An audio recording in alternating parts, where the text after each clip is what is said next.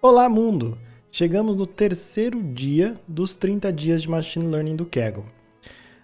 Hoje a gente vai seguir no tutorial de Python, né, no curso de Python aberto que eles têm, e vai ser bem como eu falei. Então a gente vai ter aí mais uns 7 dias só de introdução à programação Python. Então, se você está esperando chegar a parte do Machine Learning, eu acho que ainda não vai ser por agora. Acho que a gente ainda vai ficar uns 6, 7 dias só na introdução à programação usando Python. Bom, hoje o assunto é funções. Vamos falar sobre funções no Python. Bora lá!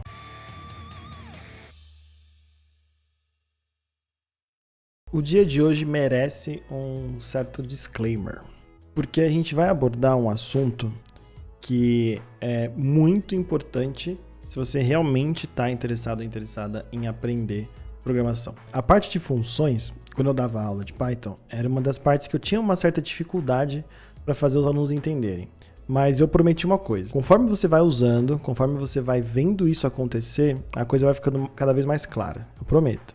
E eu prometo agora para você também. Então, essa é uma parte que é super importante. Eu vou deixar os links na descrição da onde tem os notebooks do Kaggle, tanto do tutorial quanto dos exercícios que a gente vai fazer. Mas é muito importante você focar bastante nesse conteúdo. Entender funções é uma grande parte de você poder depois criar os seus programas. Você poder construir o que você quiser. Você vai ver como isso magicamente depois funciona muito bem. Claro que nada é magia, tudo é tecnologia, mas deu para entender, né?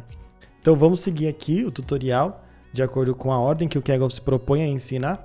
Ele começa falando que a gente já viu algumas funções que a gente usou nesses últimos 2 dias, como por exemplo o print e o absolute, né, que é o ABS, o valor absoluto. Essas duas funções são built-in do Python, Python dá pra gente, né?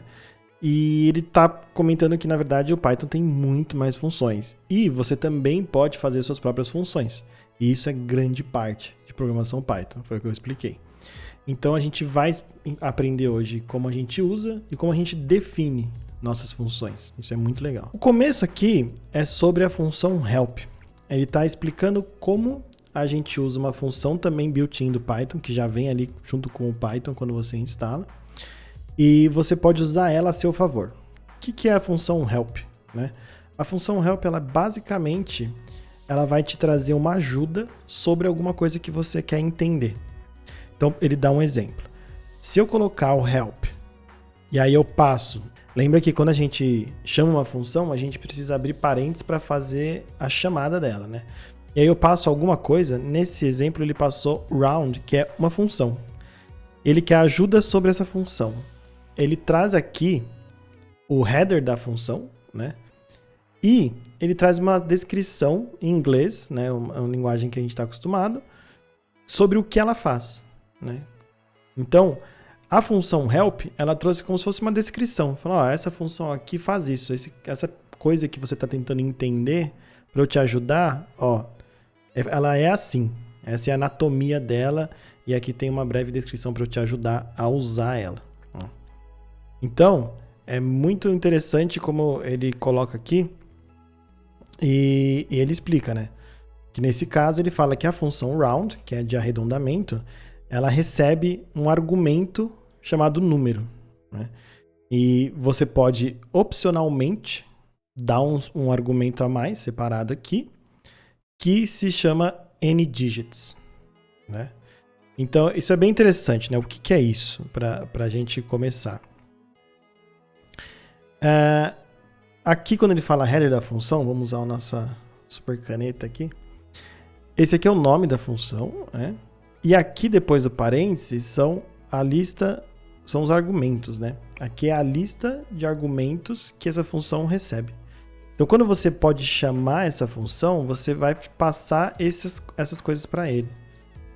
Esse cara aqui, não necessariamente. E aí ele explica um pouco melhor depois. Eu já dei uma olhada ali pra frente pra ver aqui que eu poderia já dar spoiler no começo ou não, pra tentar seguir bem o fluxo do Kaggle.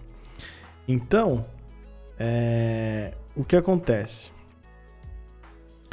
Uma das coisas que ele fala pra tomar cuidado, né, que é um erro comum, é que às vezes a gente quer saber sobre uma função, a gente quer pedir ajuda pro Python e a gente acaba colocando dentro do help a chamada dela passando alguma coisa, fazendo uma chamada de função. E isso, na verdade, é que vai retornar. Por exemplo, se a gente faz isso, help, round, e passa um número, o que vai acontecer?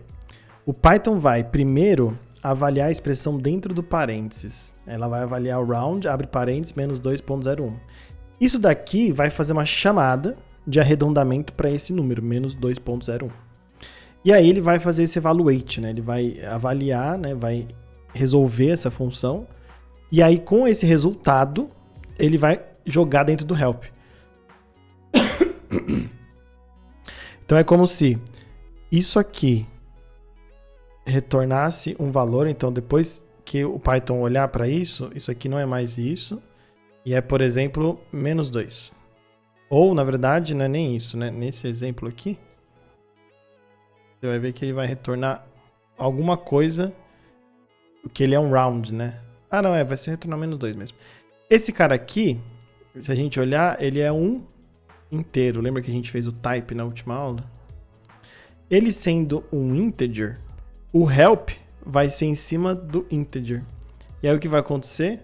Ele vai te dar esse output, ó. Help on objeto integer. Isso aqui é um super help, ó, gigante, tem coisa pra caramba.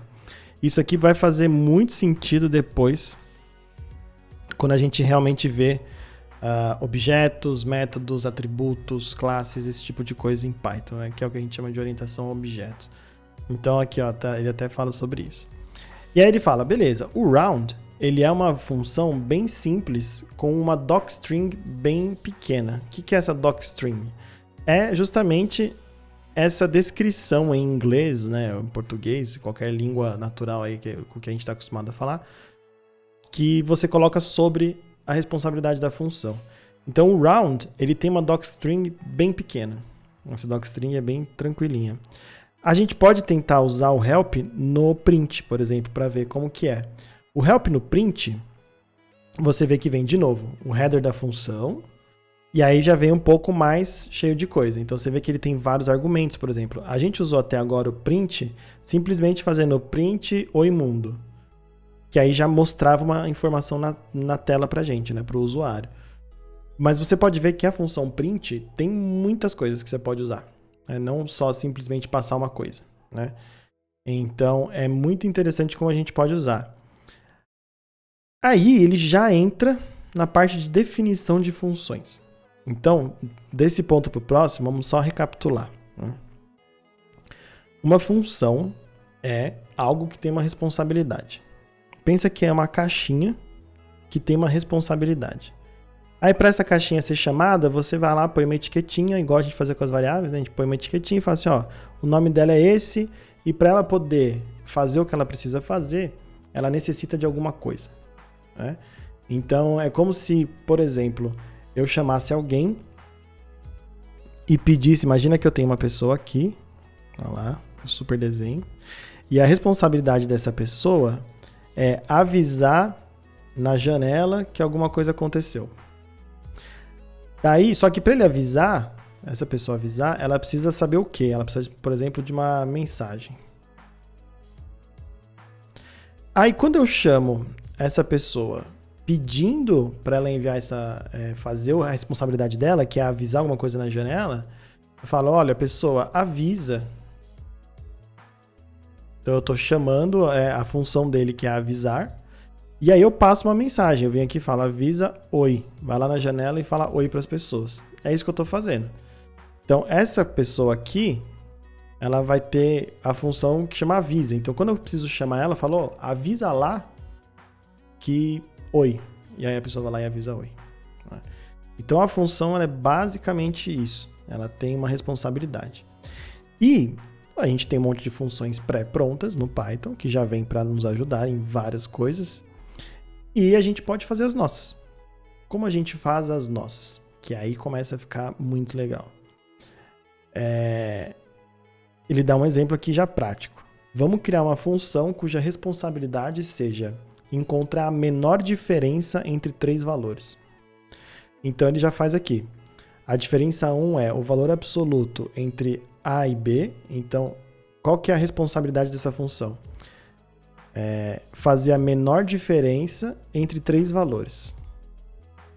Como a gente define função? A gente usa a palavra reservada def. Vocês vão ver que algumas palavras, né, algumas estruturas aqui no Python, sempre tem uma corzinha diferente, tá vendo? Tem uma corzinha diferente, algumas coisas. E algumas delas são o que a gente chama de palavras reservadas. A linguagem tem palavras que ela usa para poder determinar como ela é, né? Então, def para o Python é uma definição de função. É para isso que serve o nome def. Eu não posso usar, por exemplo, def como nome de variável. Porque aí ele vai falar, olha, isso aqui é uma palavra reservada, def, para mim eu espero que isso esteja definindo uma função. Então, quando eu falo def e coloco aqui o nome do lado, eu estou definindo a função listDifference. Aí eu abro parênteses e falo, eu preciso de um A, de um B e de um C. Aí eu fecho parênteses, que significa que eu terminei a minha lista de argumentos, e eu falo 2 pontos. Ou seja, ó, a partir daqui, quando você chamar o listDifference, todo o código que está identado aqui, ele vai ser executado como bloco da função. É isso aqui que vai estar dentro da função. Então, eu fiz um def e eu escrevi. Eu estou definindo a minha função. Defina listDifference. Eu preciso de 3 coisas para ela poder fazer a diferença entre 3 valores. 2 pontos. Aí a gente falou para o Python, olha, aqui vai começar o bloco da função. É aqui que vai vir os códigos que você vai executar quando você for chamado. E a gente vai lá e identa para o lado e coloca ele dentro da função. E aí a gente faz o código da função. Então, aqui dentro, a gente determina quais são as operações, qual é o algoritmo, né, que está rodando aqui dentro. Então, ele faz 3 variáveis. A primeira variável é diff1 e ele faz a menos b. Aí ele pega o valor absoluto para garantir uma diferença e não importa se for positivo ou negativo. Ele quer saber qual que é a diferença entre os dois. Então, ele pega o valor absoluto. diff2, b menos c. Daí ele faz b menos c e joga no diff2. E aí depois ele faz a menos c e joga no diff3. Ele tem as 3 diferenças entre os 3 números. E aí o que ele faz? Ele pega e pergunta qual que é o mínimo, aí é uma função já pronta do Python, entre diff1, diff2 e diff3. Aí ele passa por vírgula, separando como 3 parâmetros diferentes. E aí a gente tem essa palavrinha, que é bem importante, que é o return. Quando o Python identifica return, ele imediatamente para a execução da função e devolve o que tiver aqui na direita para quem chamou a função. Então, qualquer coisa que tiver aqui, ele vai resolver e vai devolver para quem chamou. O que significa devolver para quem chamou? Se eu tivesse, por exemplo, um texto, um código aqui, imagina que eu estou num outro bloco de código aqui, e aí eu vou fazer meu código assim, ó, d igual, aí eu faço list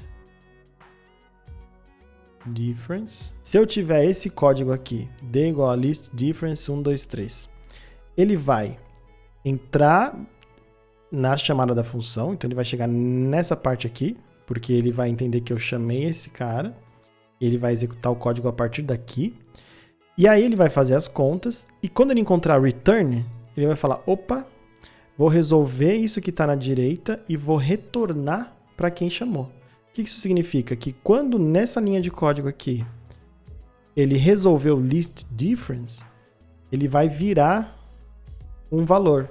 Então aqui ele vai dar 1 menos 2, vai dar menos 1. Aí 2 menos 3, menos 1. 1 menos 3 vai dar 2. Então vai dar 1, 1, 2. Então o menor valor vai ser 1. Então esse cara aqui vira 1. Então é a mesma coisa que eu fizer d igual a 1. Porque eu retornei esse valor. Isso é bem importante. Então, essa função ela tem uma responsabilidade bem definida. Só de ler o código a gente já entende o que ela está fazendo. E ela tem um certo momento onde ela para a execução e retorna para quem a chamou. Daí, ele mostra aqui o exemplo de a gente usando o listDifference dentro do print. E aí ele mostra que o print tem um outro uso aqui que a gente pode passar vários valores para o print que ele vai mostrar para a gente separado por espaço. Então ele vem aqui e fala, ó, listDifference 1, 10 e 100. Qual que é a menor diferença entre 1, 10 e 100? É 9. Aí ele imprimiu aqui. Por que ele fez isso? Porque ele chamou o listDifference, aí ele fez o mesmo processo. Ele entrou lá na função, fez a conta e retornou um valor. Aí esse retorno de valor entrou aqui, ó. Então é como se a gente tivesse imprimido 9. Certo? Por isso que esse 9 tá aqui. Aí aqui ele deu 0, por isso que 0 tá aqui. E aqui ele deu 1. Ele fala aqui que o Python permite que você deixe um trailing comma, né? Que é essa vírgula aqui perdida no final, mesmo não tendo outro parâmetro aqui. E não tem problema quando for uma lista de argumentos. Quão legal é isso? É legal mesmo. Isso é super útil, você vai entender depois, né? Mas é uma coisinha boba útil. E aí, ele fala, beleza, e a gente viu lá em cima que quando a gente precisa de ajuda sobre alguma coisa, a gente usa a função help. Aí a gente passa uma função e ele me dá como que é a função e uma certa descrição do que ela faz, né? Como que ele faz isso? Vamos fazer um help dessa função que a gente criou, para ver o que acontece, né? Quando a gente faz help dessa função, olha o que ele traz. Ó, o help retornou simplesmente o nome da função, esse header, né, que eles chamam, com os argumentos. Não ajudou muito, né? Como a gente poderia fazer para ajudar? A gente usa as docstrings. As docstrings nada mais são do que essas descrições que façam sentido para os seres humanos, para alguém que está lendo o seu código, está usando a sua função, entender o que ela faz. Às vezes, só de ler o código, você já entende o que está acontecendo. Mas às vezes você cria um pacote que você pega várias funções que você criou, junta numa coisa só e fala, pessoal, pode usar. Eu sou muito bom aqui em estatística, eu fiz várias funções bonitas de estatística, você pode usar as minhas funções. E a pessoa não quer olhar o seu código, mas ela quer saber o que uma função faz. Então você faz isso para poder ficar como uma documentação da função. Como que funciona isso no Python? Você faz strings, que são palavras ou textos, que a gente viu da última aula, né, no último dia, e você faz elas serem triplamente delimitadas. Você faz 3 aspas simples ou 3 aspas duplas. E aí você pode pôr o que você quiser aqui no meio, e aí você termina. E quando você fizer o help dessa função, ele vai retornar o docstring, olha só. E aqui ele só fez uma referência, né? Aqui, ó, ele falou, ó, normalmente a gente escreve o que a função faz de uma maneira sucinta, né? E ele deu um exemplinho aqui, ó, se você usar o list difference 1, 5 menos 5, o retorno vai ser 4. Só para ficar bem ilustrado para quem está usando essa função, como o uso acontece, né? Qual que é o retorno. Ele até coloca aqui uma nota de rodapé, né? Um aside, que ele fala, olha, isso aqui é basicamente texto. Isso aqui é uma coisa que a gente escreveu aqui só para mostrar para a pessoa como seria se ele chamar essa função desse jeito, retorna 4. E aí ele até dá um exemplo que isso é bem interessante e usado. Então ele parte para um exemplo do mundo real, usando a função i do NumPy, né? É um pacote de funções. Mais pessoas, né, criaram várias funções super úteis numéricas e colocaram num pacote pra gente. É o NumPy, que a gente vai usar bastante. E tá aqui, ó, ele define a função e tem a docstring dele. E a docstring dele é bem robusta, porque ele tem bem sucintamente o que faz. Então, retorna um array bidimensional com 1s na diagonal e 0s em todos os outros lugares. Pronto, você entendeu o que ela faz, né? Ele te dá quais são os parâmetros, então quais são os nomes e o que se espera deles. Ele te dá o que retorna, uma referência adicional, ó, veja também, sabe? O veja também da Wikipedia, é meio que isso aqui. E aí ele te dá exemplos. Isso daqui não está executando esse código no Python, mas ele está mostrando, ó, se você fizer isso, ele vai retornar isso. Se você fizer isso, ele vai retornar isso. E é justamente o que ele fala que vai retornar, né? Uma matriz com 1s na diagonal. E logo embaixo da docstring tem o código da função. Aqui. Que aqui já você vê que tem código Python, isso aqui é lindo demais. Isso aqui tem que um dia, depois que você terminar os 30 dias e programar muito, você vai entender o quão lindo é uma linha dessa. É muito bonito. Então, até aqui, a gente viu que a gente pode definir nossas próprias funções e a gente pode colocar uma documentação para ajudar no uso delas, que é esse docstring, que é bem legal. E assim, eu aconselho você a fazer documentação de suas funções. No mundo real a gente faz de tudo que a gente escreve? Não tanto, não como deveríamos. Mas, se você quer realmente levar isso a sério, eu acho que é uma boa prática, é legal. E aí a gente entra num assunto um pouco diferente, né? E se a função não retornar nada. Isso pode?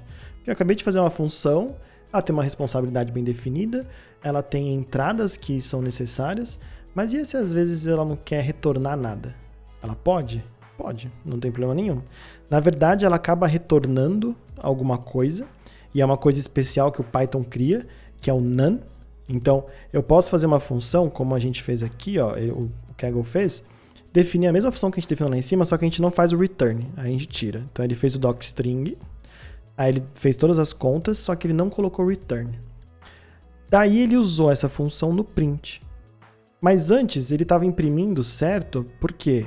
Porque ele tinha um return. E aí o return, ele entrava aqui, retornava e caía no print o valor retornado. Só que dessa vez não tem um return. Então o que ele vai fazer? O Python vai executar o bloco do código que você escreveu, então ele vai vir aqui e vai executar isso aqui tudo. E aqui ele vai simplesmente acabar. Ele vai falar, ó, acabou a execução. Mas eu chamei você e nada me retornou. Então o Python fala, então não acontece nada, então retorna nada aqui para mim. É uma função que retorna vazio, é um none, que também é uma palavra reservada do Python e que é um tipo, é como se fosse um número inteiro, uma palavra, uma string, um valor que é verdadeiro ou falso, né, que é um booleano, ou none, que é nada, é um nulo, um valor nulo. Então você pode sim fazer e ele vai retornar none. E na verdade, assim, existe sentido fazer uma função assim? Existe. A gente está usando print, que é uma função que não retorna nada, né? Então, se você fizer isso daqui, ó, ele fez até aqui a brincadeira. Mystery igual a print, ele chamou o print sem passar nada, e aí ele imprimiu o que ele retornou. Então, pensa comigo, ele fez uma chamada. Isso aqui, se tivesse um return, já voltava alguma coisa. Ah, não tem nada? Então ele volta none. Então o mystery é none. Aí ele imprimiu o mystery e é none. Então ele imprimiu nulo, ele imprimiu um valor que não é nada. Então, a gente pode fazer uma função que não retorna nada, e normalmente a gente está interessado no que ele chama aqui de side effects, né, que são os efeitos colaterais. Normalmente ela não retorna para você, mas ela faz alguma coisa. Ela executou, ela imprimiu, mostrou na tela, você vai, por exemplo, escrever num arquivo, ele não vai retornar nada, mas ele vai escrever num arquivo para você, né? Eu não sei se a gente tem uma aula no Kaggle explicando isso, se não tiver, depois eu adiciono algumas coisas bônus que eu senti falta, eu adiciono numa outra playlist de vídeos de Python especificamente. Mas isso é bem interessante nesse sentido. Então você pode fazer uma função que retorne algo ou uma função que não retorne. O que eu mais vi quando eu dei aula eram as pessoas fazendo muitas funções que não retornavam, né? Mas no começo eu aconselho você a focar tentando fazer alguma coisa que retorne algo, não fazendo funções que tenham efeitos colaterais, porque eu acho que vai ser mais úteis para você no começo. Como próximo tópico, ele traz os argumentos default, né? Padrão. Ele traz assim, ó, quando a gente chama a função print, por exemplo, quando a gente chama o help nela, você vê que ela tem vários argumentos opcionais, né? Que não necessariamente você precisa chamar. Então, por exemplo, você pode especificar um valor para o CEP, para colocar alguma coisa especial, alguma string especial, entre tudo que você imprimir. Então, se você usa o print normal, como a gente está fazendo até agora, você vai ver que ele faz assim, ó, 9 espaço 0 espaço 1. Então, ele automaticamente ele colocou um espaço em branco como separador entre os argumentos passados para imprimir. E quando a gente fez o help, você viu que aqui, ó, ele tem um CEP, né? Que é um argumento da função, esperado pela função print. Só que ele tem um valor padrão, e o valor padrão dele é espaço em branco. E a gente pode justamente passar, se a gente quiser, esse valor. Então ele passou aqui, por exemplo, o espaço em branco menor espaço em branco. E aí agora ele imprimiu 1, aí ele imprimiu esse separador, tá aqui. Depois ele imprimiu 2, depois o separador e depois o 3. Então, apesar dele existir e ter um valor padrão, você não precisar passar esse parâmetro, né, como argumento aqui para a função print. Se você quiser, você pode, né? Então, é muito fácil da gente fazer isso nas nossas funções. Como a gente faz? Então, imagina aqui que a gente está definindo uma função greet, né? E a gente pede um argumento, né, que é who, quem é quem que a gente vai cumprimentar. E o nosso valor padrão é calling. O que isso significa?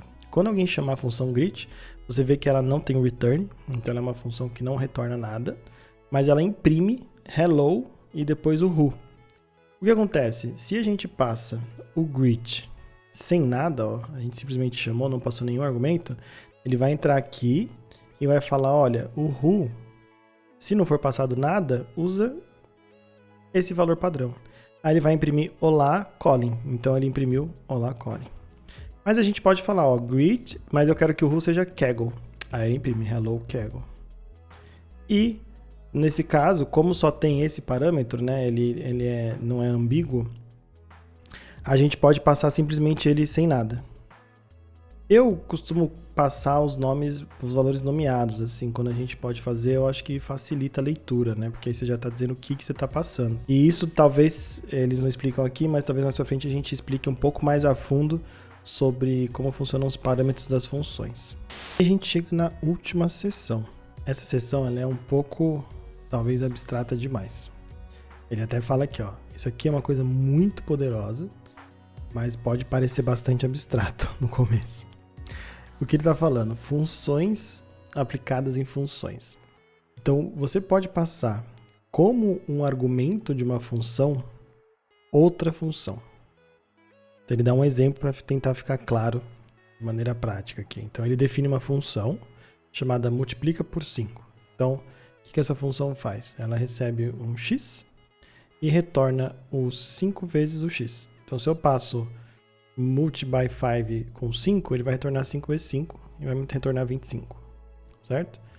Beleza, essa é a função que ele definiu aqui. Aí ele define uma outra função, uma função que chama call. E aí ele recebe um fn e um arg. E aí o que ele faz? Ele retorna o fn, aí ele abre parênteses e chama o arg. Então ele está recebendo aqui. Eu sei, é estranho, mas calma. Depois isso vai fazer tudo sentido. Eu tenho um exemplo aqui que é bom para ilustrar isso. Então, ele recebe um fn aqui e um argumento. Aí ele retorna a chamada dessa função com esse argumento. É basicamente fazer o multi by 5 chamar normal. É mais ou menos a mesma coisa. A gente está fazendo só uma camada aqui para fazer isso para a gente, para exemplificar. E aí ele faz aqui, ó, squared call. Então ele fala, chama o fn no resultado da chamada de fn no arg. Então calma. Aqui, ó, o que acontece? Ele vai receber uma função, aí ele fala, ó, chama essa função passando um parâmetro. Qual parâmetro? O resultado dessa função com esse parâmetro. Aí ele dá um exemplo. Então aqui embaixo, é muito esquisito, eu sei. Talvez a gente tenha que fazer alguns códigos assim para ficar mais claro.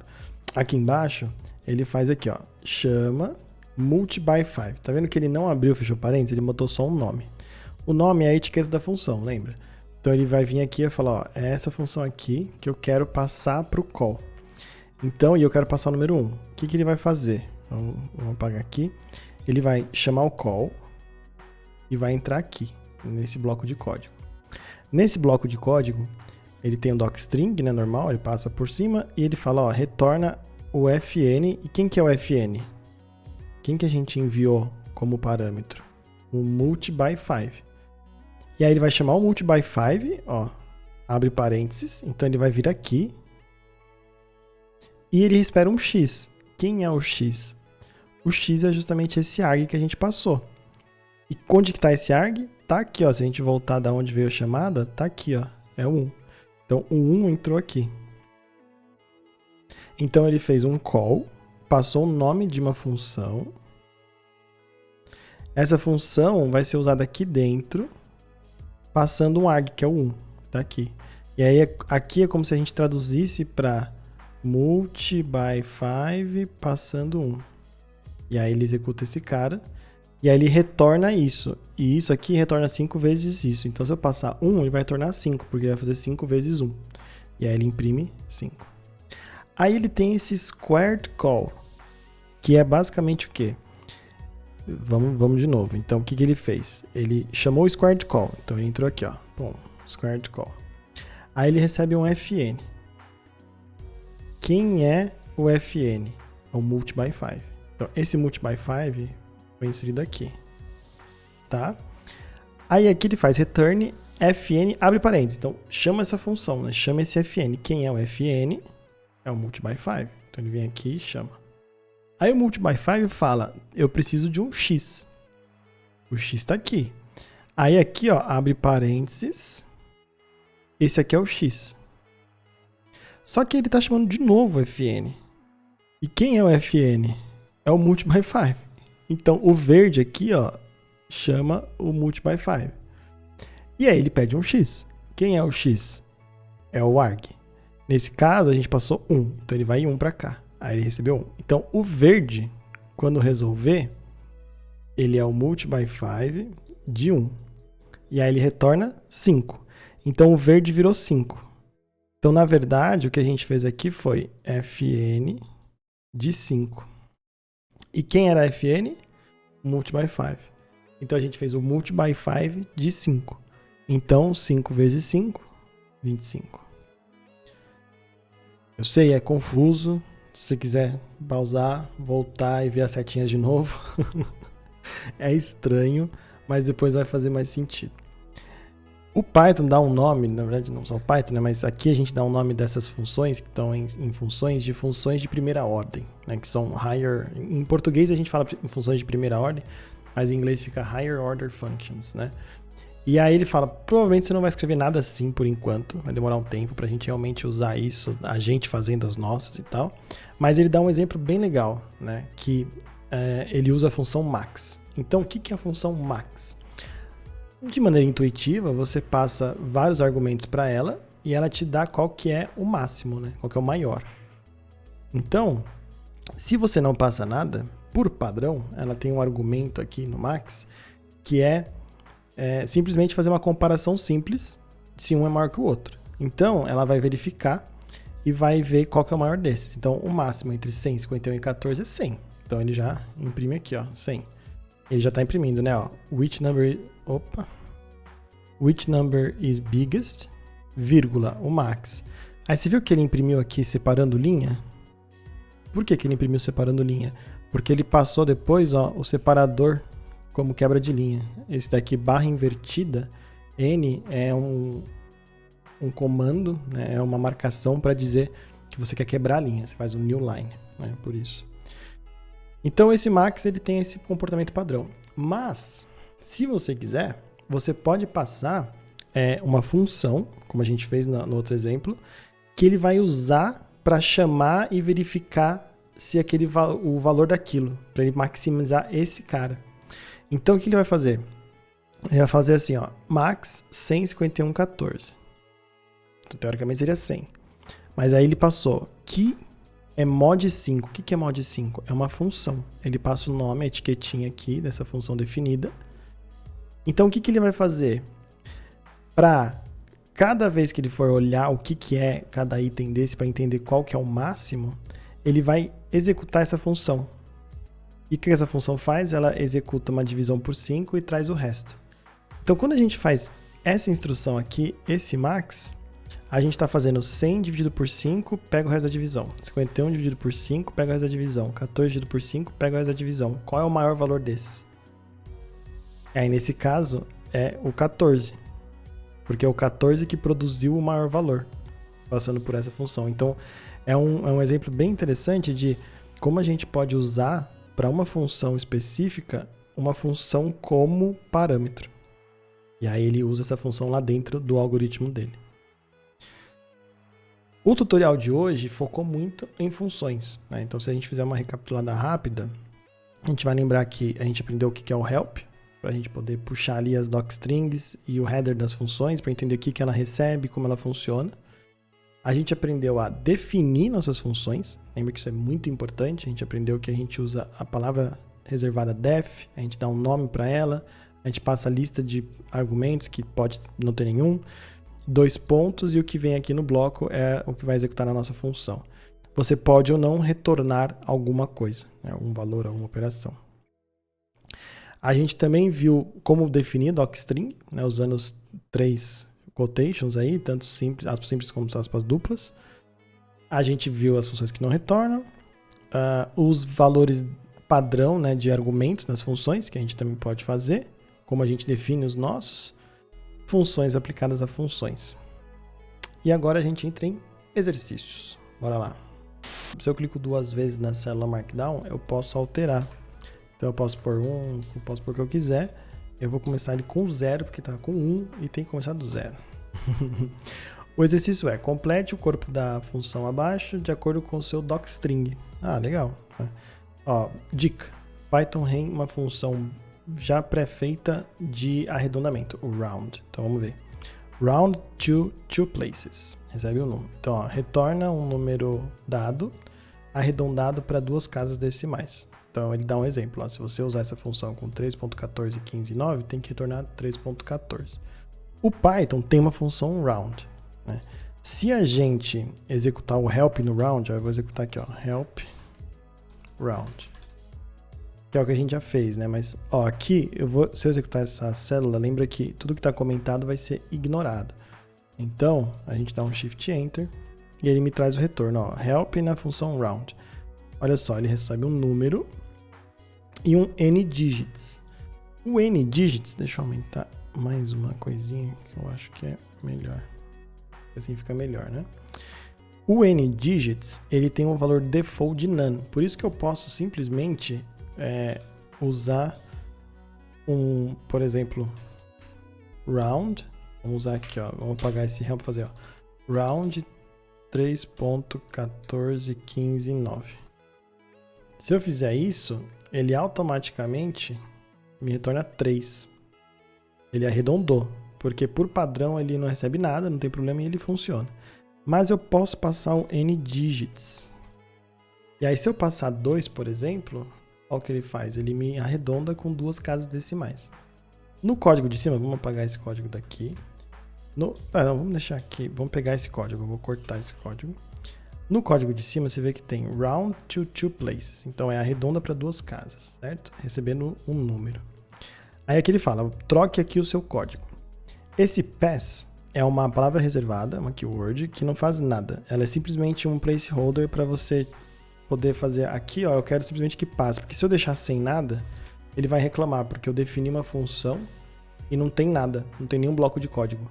Mas eu não quero fazer um return, eu poderia fazer um return, mas nesse caso eu só quero que passe, então eu faço pass. Então a gente vai tirar esse cara, ó, ele fala, ó, toda vez que você começa um bloco de código, o Python precisa pelo menos de uma linha de código. Por isso que a gente usa normalmente esse pass, quando a gente está fazendo, e aí a gente põe o pass para depois a gente arruma. Então, o que eu vou fazer aqui? Eu vou retornar aquilo que a gente fez ali embaixo, né? O round do número. Mas esse 3.14 que ele dá no exemplo, não é esse número, né? Esse número aqui vai funcionar. Só que eu quero que o número que você me passe seja arredondado. E como eu falo qual é esse número? Como que eu acesso esse número que você me passou? Eu uso esse cara. Então, vamos relembrar. Esse é o header da função, né? Essa é a assinatura da função. Eu defini, eu dei um nome para ela e eu dei uma lista de argumentos. O argumento num é o que eu preciso receber. Então, eu estou falando assim, olha, se você me passar um número, eu consigo arredondar ele para 2 casas decimais. Então, eu venho aqui, ao invés de passar esse número assim, eu passo um número, que é essa variável aqui.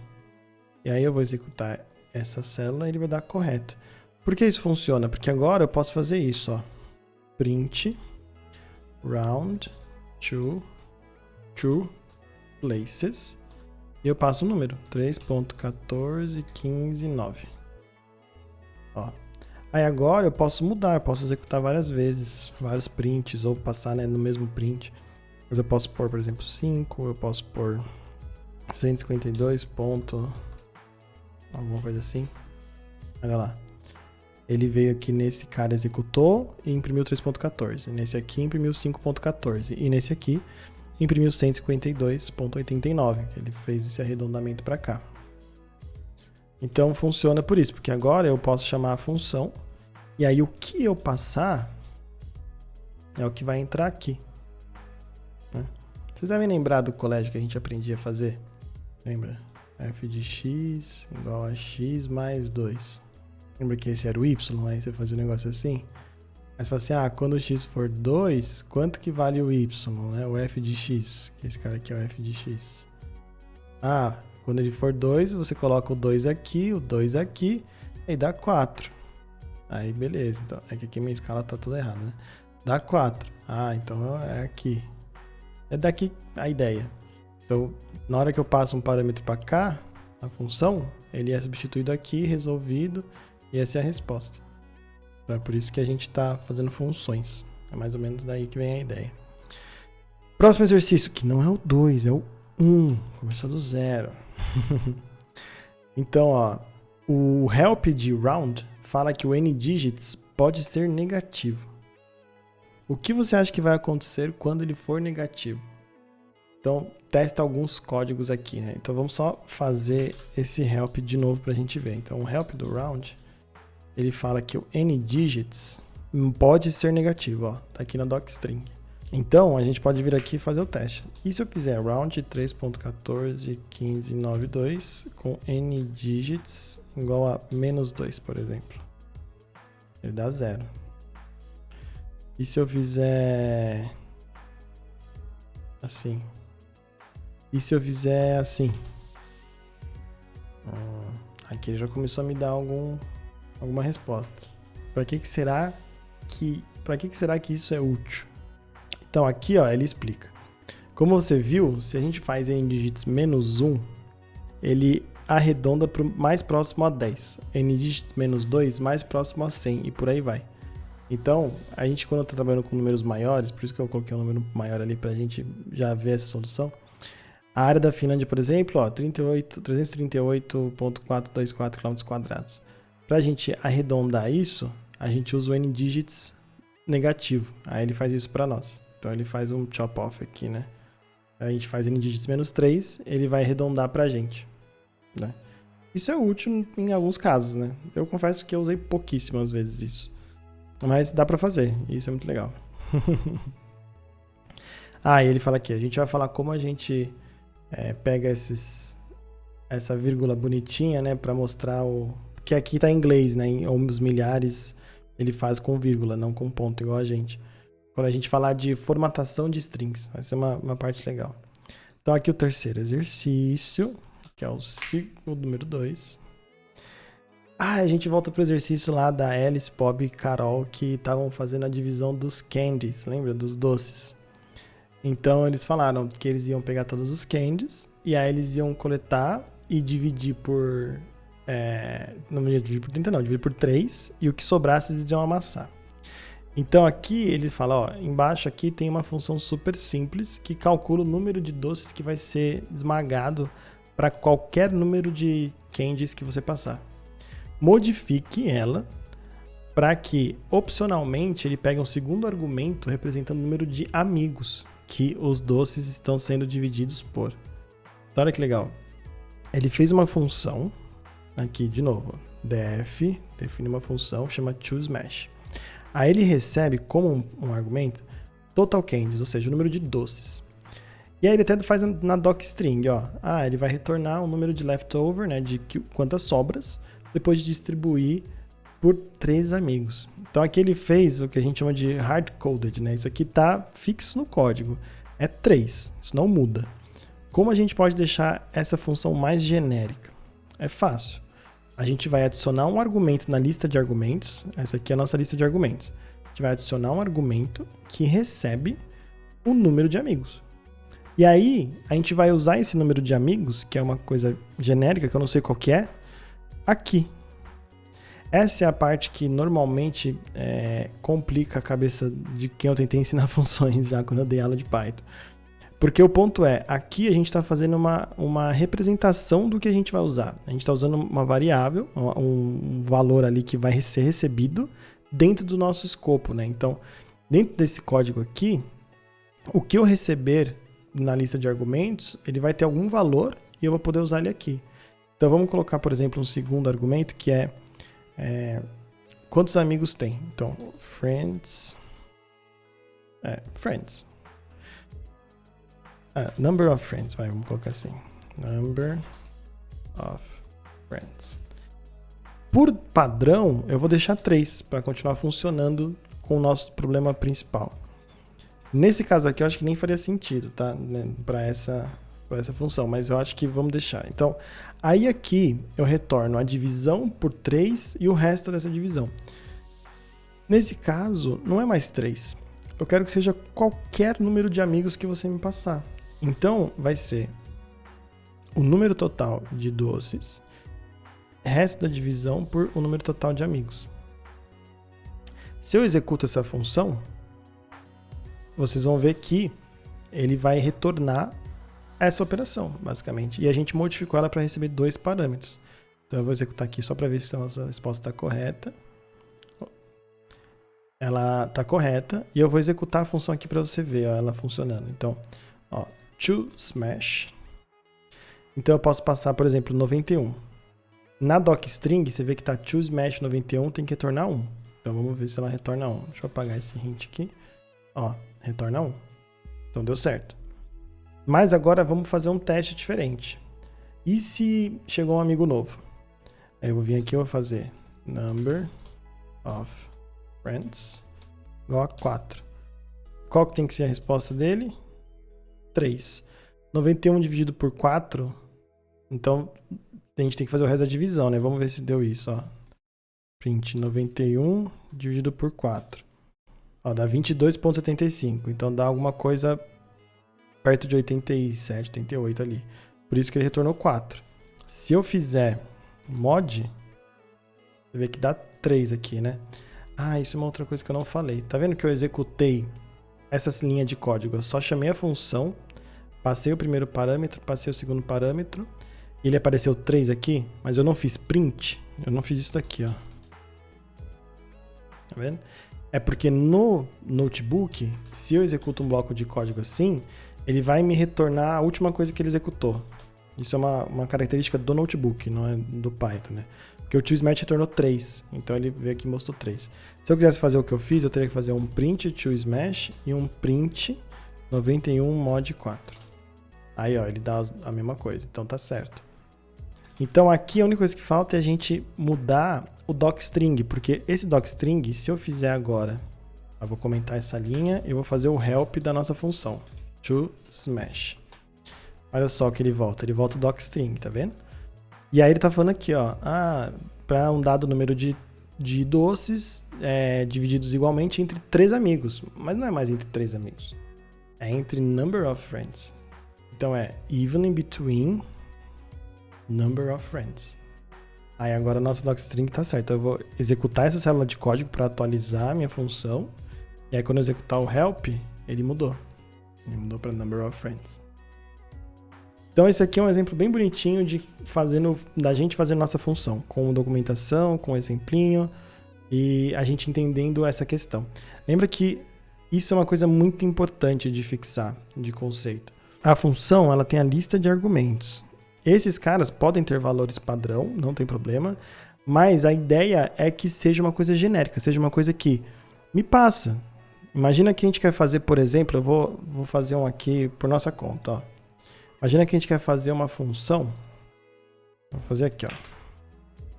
Esse aqui é nosso. Tem um optional aqui. Daqui a pouco a gente vê. Vamos fazer um aqui, ó. Imagina que a gente quer fazer uma função que soma 2 números. A gente sabe fazer já a soma 2 números, né? Se a gente fizer 2 mais 2 aqui, ele retorna 4. Mas eu quero fazer uma função. Então eu vou fazer uma função def soma, aí ele recebe A e B. 2 pontos. Quando eu aperto Enter, ele já até indentou para mim. Tá vendo? Ele já entrou no bloco de código dentro da função. O que eu faço? Eu retorno A mais B. Por quê? Agora eu posso fazer o seguinte, print 2. Opa, isso aqui não vai acontecer, vai imprimir só 2. Soma 2 mais 2, 3 com 2, 100 com 2. E ele vai simplesmente, não importa o que eu passe aqui, ele vai receber. Então nessa chamada, A era 2 e B era 2. Nessa chamada, A era 3, B era 2. E já nessa chamada, A era 100 e B era 2.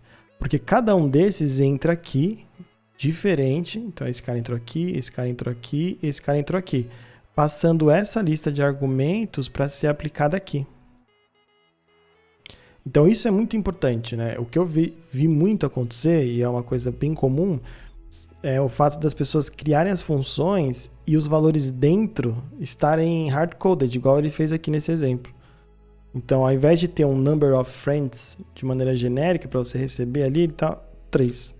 E aí, toda vez que eu usar essa função, ele vai executar com 3. E aí, se no meu programa lá fora, antes de eu chamar, né, a função, eu tiver que mudar esse número, eu não consigo. Então, esse é um conceito muito importante. Você está abstraindo, você está fazendo...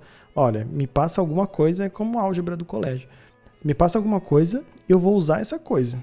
Me passar banana, eu vou somar A com banana. Não importa. Tá? Então isso é bem importante. Aí aqui tem um exercício opcional. Um quarto exercício. Que é o 3. Então vamos ver aqui, ó. Pode não ser muito divertido, mas ler e entender mensagens de erro pode ser uma parte importante da sua carreira pythônica. Ó, aqui é um disclaimer meu.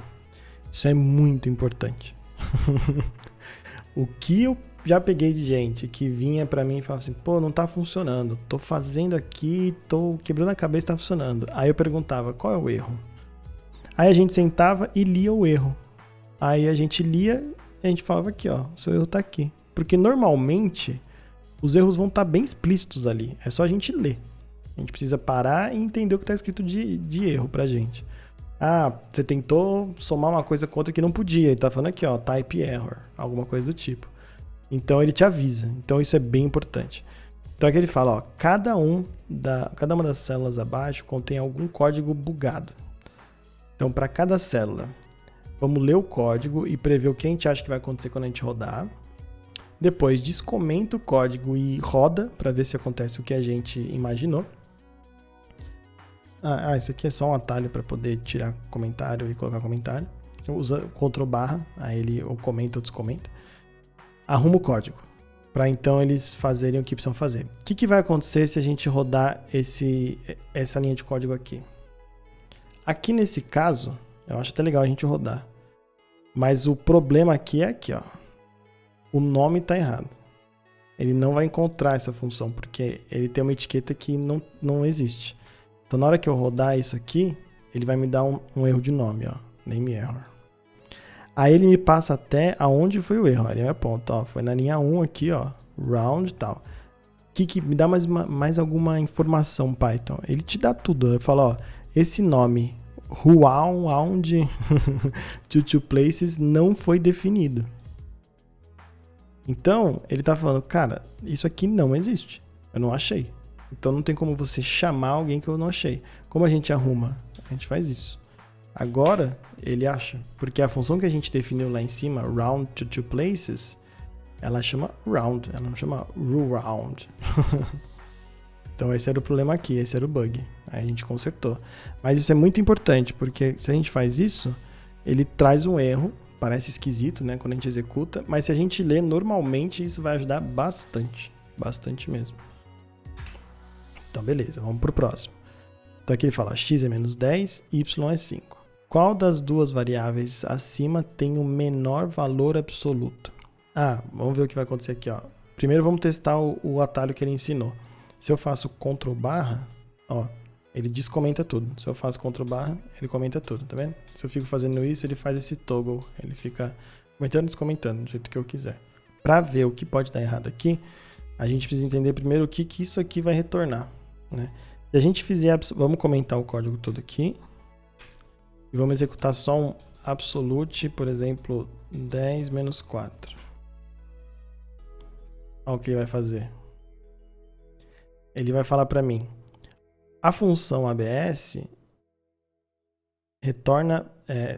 pede exatamente um argumento. É isso, erro do tipo, ó. A função retorna exatamente um argumento. E a gente passou 2. Ele ainda fala o que a gente fez de errado. Então, aqui, eu não posso fazer isso. Eu não posso fazer ABS 10 menos 4. Eu preciso passar o valor absoluto para cada um. Então, vamos descomentar esse código. A gente declarou x, a gente declarou y. Então, aqui, para eu ver o menor valor absoluto entre os dois, eu preciso fazer isso e isso. Aí ele vai funcionar. Aí nesse caso a gente pode imprimir, né? Smallest apps 5. Viu que eu escrevi errado? E se eu faço isso? Mesma coisa, aquele erro que a gente teve lá que ele não achou esse nome, ele vai falar de novo, cara, eu não achei smallest ABS. É smallest, né? Deu 5, que é o menor valor absoluto aqui. Se eu mudar isso aqui para mais 10, ele dá 5. Aí vamos ver para o último aqui. Então ele define, vamos descomentar o código? Aí a gente já lê ele, mas a gente não executa ainda, a gente tenta entender o que vai acontecer. Então vamos lá, primeiro, ele define um f de x, que é bem o exemplo que eu dei lá em cima, né? E aí ele fala y igual a valor absoluto de x, e aí ele retorna y. Aí ele imprime f de 5. O que você imagina que vai acontecer? Ele vai pegar o f, tá? É o nome da função, né? F. Você vê que o nome pode ser simplesmente f. Isso funciona. Não precisa ser um nomezão, pode ser só f. Normalmente você vai fazer um nome mais semântico, tá? Mas pode ser. Ele vai pegar esse f, vai entender que vai chamar aqui, né? E vai passar o 5. Então concorda que ele vai fazer o valor absoluto de 5 retornar o 5? Esse return? Não, né? A gente sabe que não, porque a gente sabe que o exercício é arrumar código bugado. Mas, o que vai acontecer? Qual que é o problema aqui? O problema aqui é que, quando a gente define essa função, a gente põe 2 pontos aqui no final. Lembra que lá no começo a gente falou que aí, o que entra dentro da função é o que está identado como bloco de código? Nesse caso aqui, se a gente executar esse código, ele vai imprimir none. Ele vai imprimir vazio. Quer ver? Só para provar. Na verdade, ele até deu um pau antes, né? Mas imagina que a gente não tivesse isso, ele imprime vazio, none. Mas o problema que ele está dando aqui é anterior a esse ainda, quando ele está analisando se você escreveu o código certo. Então ele está falando o seguinte, o return, ele não está dentro de uma função. O return ele é uma palavra reservada que faz sentido numa função. Ele retorna algo para uma chamada de função executada. Então, quando eu executo ele aqui, ele fala, olha, o return está fora de uma função. Não faz sentido. Para eu resolver esse código, eu simplesmente idento ele para dentro. Agora, esse cara aqui vai retornar 5. E aí, se a gente quiser passar, por exemplo, menos 15, ele retorna 15, porque ele executa exatamente esse código. Essa foi a aula de hoje, né? Esse foi o terceiro dia do 30 dias de Machine Learning com Kaggle. A gente viu funções, então a gente entendeu como a gente escreve nossa função, a gente até viu funções de primeira ordem, o que foi muito interessante. Se você gostou, eu estou pedindo aí para o pessoal compartilhar, acompanhar os 30 dias. Vamos ver se eu vou conseguir chegar nos 30 dias. Eu quero ver depois que passar essa parte introdutória como é que vai ficar, se eu vou conseguir fazer o conteúdo que caiba num vídeo do YouTube. Mas eu acho que sim, vou me esforçar bastante. Então, se você gostou, curte, compartilha, né? Passa aí para quem você achar que tem interesse.